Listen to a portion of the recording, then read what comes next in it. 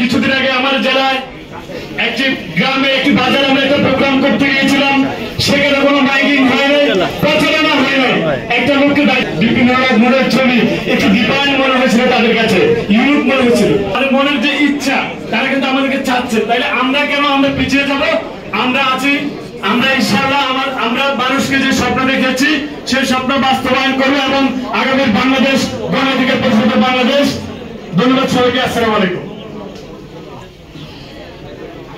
বক্তব্য রাখবেন জনাব ফেরদৌস আহমেদ, আহ্বায়ক নেতৃত্ব জেলা।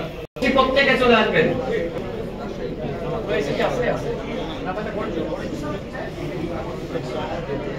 আব্দুল সুবান আছেন? আচ্ছা, সেও নাই। আচ্ছা, এরপর বক্তব্য রাখবেন ইন্টারন্যাশনাল সদস্য সচিব বাংলাদেশ জেলা।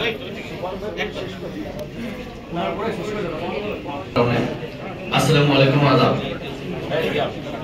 জি, আমি ঠাকুরা, আপনার ঠাকুরা জেলা